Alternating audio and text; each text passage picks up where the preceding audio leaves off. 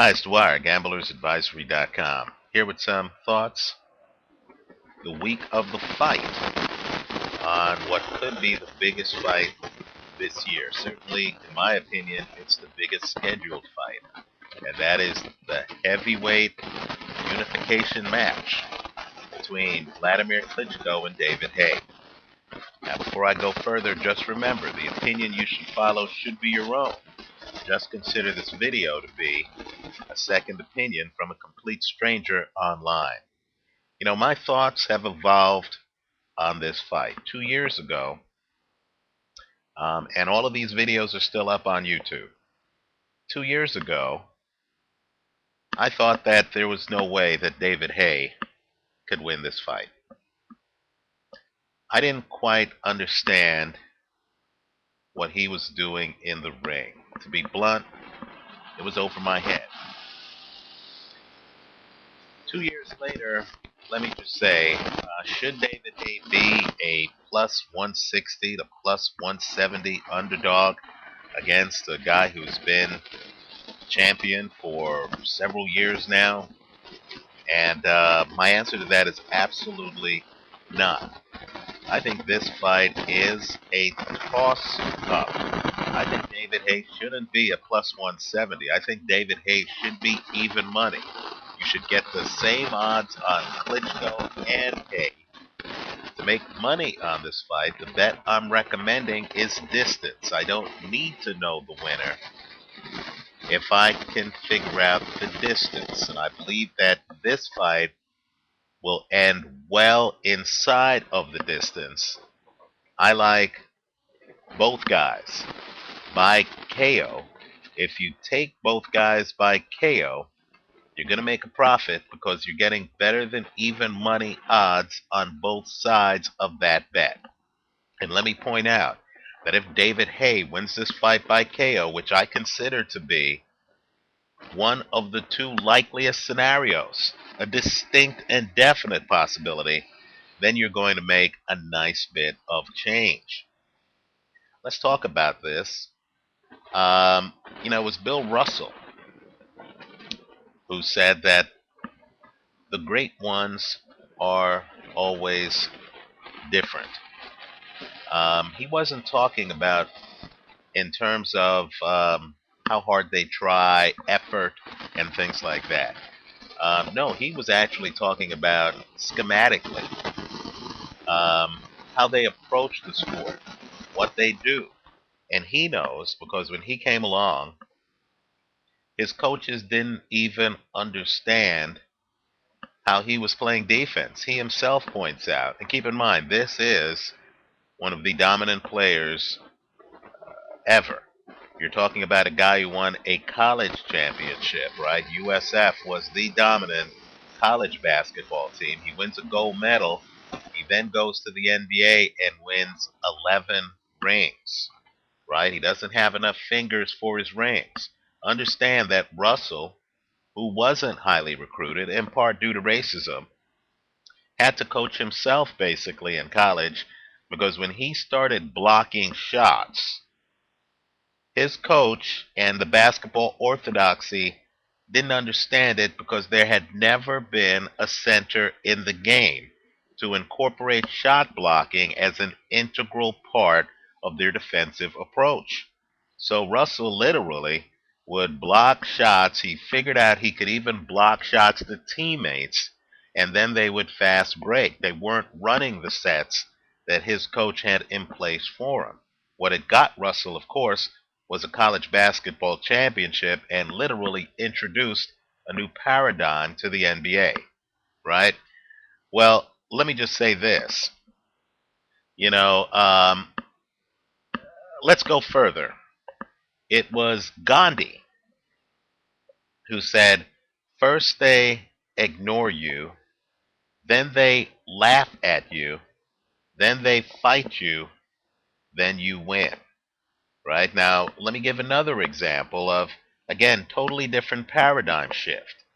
If you watch the Muhammad Ali, Sonny Liston fight, the first fight, you're going to notice something interesting. one of the color commentators on that telecast is Joe Louis. And understand that many people thought that Joe Louis was the best heavyweight in history. Certainly Louis is on the short list, right? My own list, and people who follow me know I'm crazy. My own list has Jack Johnson in the mix. Um, Clearly, Ali is in the mix. But understand, Joe Louis on the telecast actually says that, in his opinion, Sonny Liston might be the best heavyweight ever. People need to understand that Liston had destroyed Floyd Patterson early by knockout. I believe it's 2 knockouts in the first round to take the title, defend the title, and Liston had been the top contender for a long period of time. Ali goes off at something like a 7-1 underdog. But what's interesting is when the two guys get to the middle of the ring before that fight, you actually notice that Ali, who was the underdog, laughed at, is actually bigger than Sonny Liston. Then in the first round, and what might be my favorite round ever, I want you to watch that round. Ali, the bigger man, hardly throws a punch. Dances around Liston. Understand, dancing was radical in the heavyweight division at that time. Literally a new paradigm. Sonny Liston couldn't handle the movement. By the end of that fight, Liston becomes the first champion in heavyweight history to give up his belt on his stool. Now, all I'm saying is I need to have you look at David Haye as an outside the box Bill Russell, Muhammad Ali figure. Let me point out, it's not just Haye. This is a whole new paradigm shift. It's his trainer, Adam Booth. Understand, Emmanuel Stewart is a trainer who has a system. He knows what's right. He wants his fighters throwing a jab. He wants his fighters operating from distance. He wants his fighters to know how to throw a 1-2. What Stewart does is he then teaches his system, his style to his fighter, right? The fighter fits into his style. What Adam Booth does is Adam Booth takes the fighter's style and literally then tries to enhance it. It's literally the reverse of Emmanuel Stewart, right? Booth sees that you're blessed with heavy hands and other things. Booth's attitude is, okay, well, let's see how we can make the most of this and make you most effective. Now, I have about half a video left. Let's talk about why David Haye is a revolutionary figure and why this fight's not going to come close to going the distance. This fight comes down to literally 3 words: jab, balance, preparation. Let me just tell you how I break it down, especially for those who can bet during the fight, right? If Wladimir Klitschko is able to land his jab with any regularity early in this fight, and I'm talking about within the first 3 rounds, this fight is over. He'll defend his belt. He'll take David Haye's belt. He'll win in a landslide, right? Here's the catch. Here's the catch. Wladimir Klitschko isn't a natural fighter. He's not his brother Vitaly, who quite frankly I think is better than both of the guys in this fight, right? Wladimir Klitschko is a system guy. He has to be following Emmanuel Stewart's system. If he gets outside of that system, he'll be unprepared, right? So for his system to work, Wladimir Klitschko has to literally have David Haye within jabbing range of him. He has to be able to touch David Haye with his jab, because Wladimir Klitschko in the early rounds cannot fight. Let me repeat that. He cannot fight unless he touches you with his jab. If he cannot dictate the tempo of the fight, he falls apart. He's not a natural fighter. In other words, Vitaly, you can throw a new paradigm at him in the middle of a fight, and Vitaly will figure out how to handle that paradigm. That's not Wladimir Klitschko. Wladimir Klitschko, quite frankly, is like a computer program. When you introduce a new dynamic, he falls apart. So if in those early rounds, David Haye is able to impose his dynamic on the fight, if he's too far away from Wladimir Klitschko for Klitschko's jab to land, Wladimir Klitschko might be completely unprepared for this fight. He'll be in the fight without his roadmap. He won't know what to do. He'll get knocked out. Okay, and understand, balance-wise, the cage Wladimir Klitschko's in is his own creation.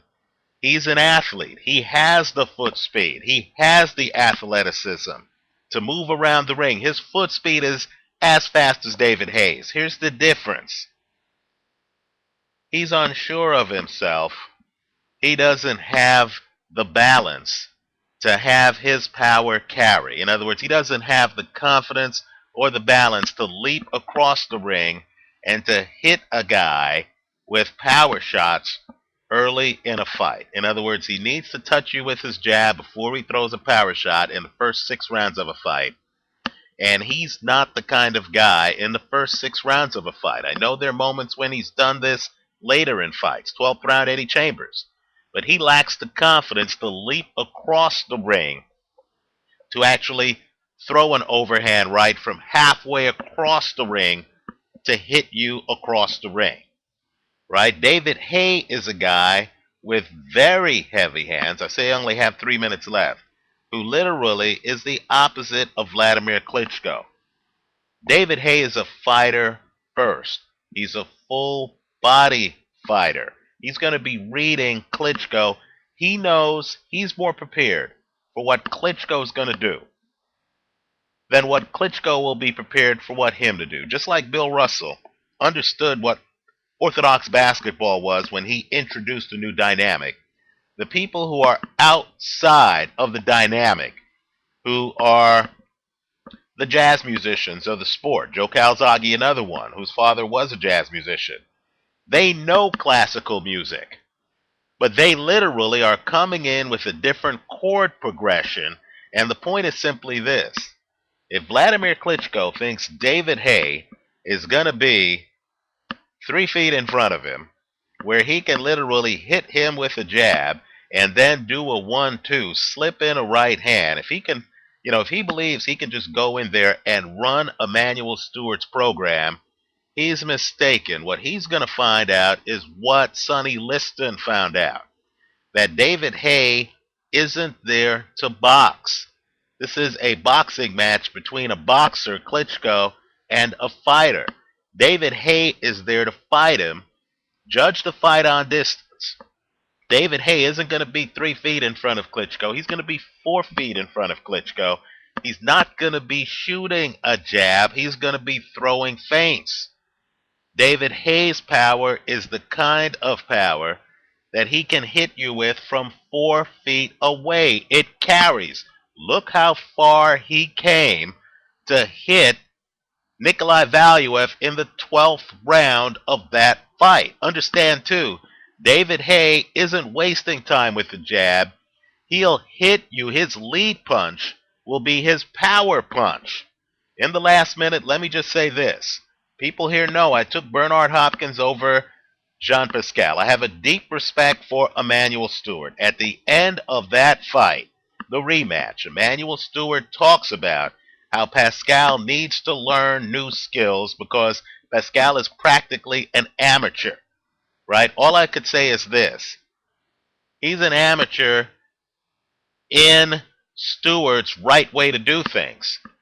Pascal is actually one of the dominant ambush fighters of our time. I question whether Emanuel Stewart understands ambush fighting. I question whether Stewart, who is fluent in hiding behind a jab, is fluent in ambush fighting. I think Vladimir Klitschko might be unprepared. This fight's up for grabs.